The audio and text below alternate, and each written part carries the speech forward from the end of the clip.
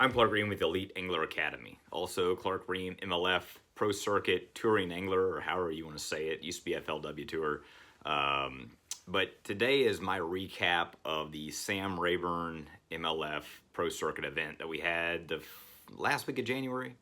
And it was kind of bittersweet. There's some positives and negatives from the week. And I'm going to talk about those in this video. I know there was a lot of videos leading up to this. If you subscribe to my channel, you probably saw some of those, or they were posted on various places where my methodologies and thought processes and what I thought about my pre-fishing and everything else. But this video right here is what happened. That's always the common thing that all your buddies want to know. Dude, I thought you were on them. And as an easy answer, yes, I was. I don't say it very often in my career, and again, this is something that my buddies and I talked about that I'm sharing with all y'all.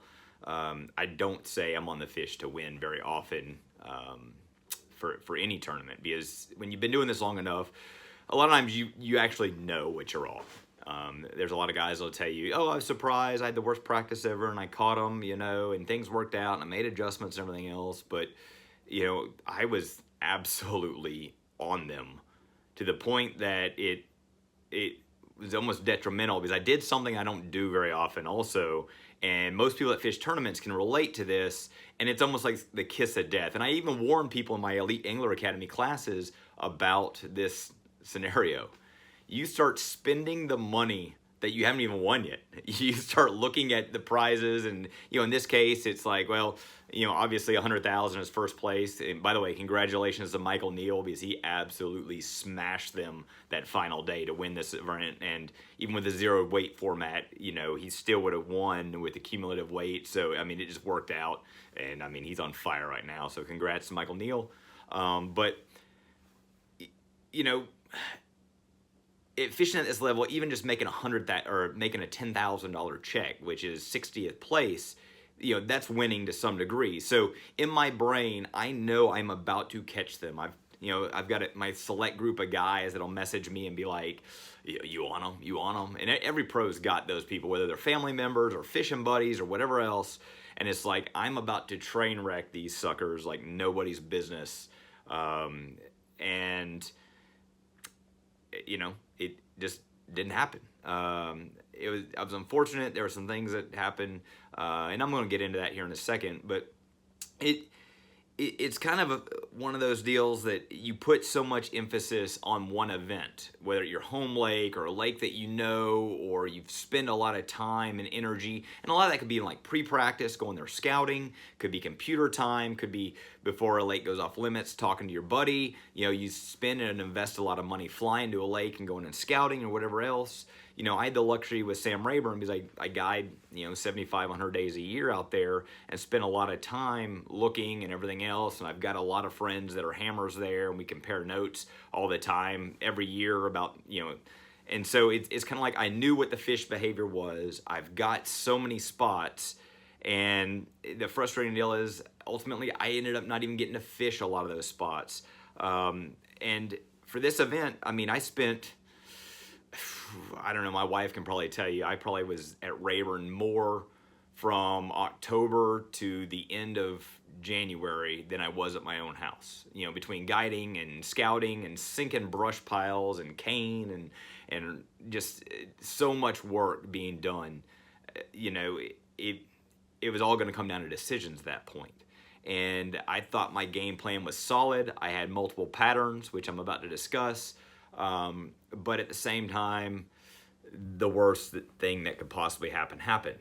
So everything was great. Practice went great. Again, you can see my other videos where I talk about it. And day one of the tournament, I ended up having mechanical failures. It happens. It happens to tournament guys all the time. And I guess this time it was my turn to draw the short stick. It's just frustrating. But one of the positives that came out of it is you really find out who your friends are, or guys that respect you, or even people that you're not friends with, or random acquaintances. The outpouring of support from people trying to help me be successful is phenomenal. And for that, I mean, you take victories away from every event that you go to. And for this particular one, I want to point out Brad Smith. I mean, he ended up letting me borrow a boat during the middle of day one. And, you know, we had to MacGyverize some electronics and everything else just so I could have waypoints and all that. But, you know, I didn't have electronics at that point, and, you know, that complicated things. I want to thank Steve Phillips. I had his boat lined up for the next day to use it. And, I mean, it was a brand new boat, you know, and I was hesitant because I did not want to have the potential to tear up somebody's brand new boat. But that day ended up getting canceled because of the wind. And then the guy that bought my 2020 boat, DJ Strather, good friends with him. He's working in Cincinnati. He called me up. Was like, dude, drive to Pitkin, Louisiana, and go get my boat, which was your old boat. You know all about it. You know the electronics. You know every bell and whistle on that boat. And I drove over there during that day that was canceled and picked up that boat to use his. So again, big thanks to him and everybody else that offered a boat or support or something else to get me on the water.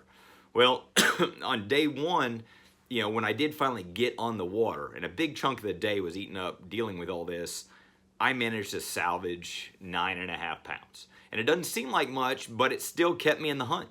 You know, weights were tight, and I knew they would be because Rayburn sets up where there's a lot of guys that will be in that mid-range because they did not get a big bite between 9 and 12 pounds. Because Rayburn has become one of those lakes that you really need to get a big one to do anything in a tournament. It's kind of like Florida. And so I was able to salvage and survive that day. I can't remember what place I was in, but it was, you know, right around 100 or so, I guess. But I knew I wasn't out of it. I knew I could go catch a big bag. And even at that point, I was optimistic that, hey, I'm going to go and catch enough to climb into that top 10, and the weights would be zeroed out the next day. But I would need 2 days to do it.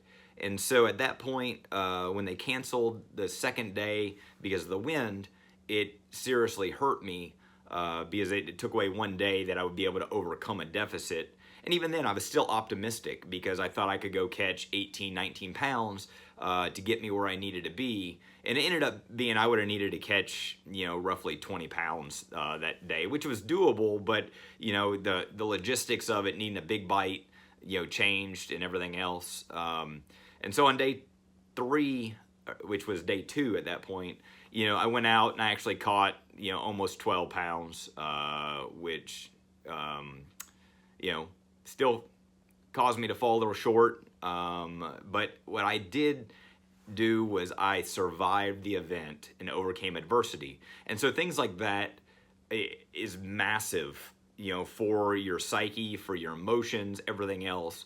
And more importantly, it made me survive the event. Yes, I lost out of $10,000 or potentially $100,000 or making the cut or whatever. But at the same time, you know, I still managed to cash a check to get my entry fee back, and I survived the points. I finished 71st. Top 75 actually got some sort of check. But a 71st place finish, you think, well, that's not great. But here's the deal. I still beat over half the field by overcoming that adversity. And you can't make up points in August for the championship that you could have had, you know, in January. And by beating half the field, especially in the first event, it's almost like a neutral point situation where it didn't hurt me, it didn't help me, because again, I still beat a lot of the field, and there were some big name guys that are blue chip catchers that are going to catch them throughout the year that still finish below me, and those are the guys that you really have to worry about are the consistent guys that you're jockeying with. There's going to be guys like Skeet Reese and Michael Neal and some of these guys that are consistently Angler of the Year contenders that you know are going to catch them, but it's those mid-range guys that finish a lot between 20th and 50th place that are the ones that you have to kind of beat up around with the points and everything. So through all that adversity, I mean, I'll take that 71st place finish and take that check and roll on to the next one. So, but I guess my time's running a little short on this one right here. I'm gonna make this 2 parts. Part 2, I'm gonna talk about the patterns, I'm gonna talk about the baits and all that stuff on what happened here at the MLF Pro Tour event at Sam Rayburn, beginning of January.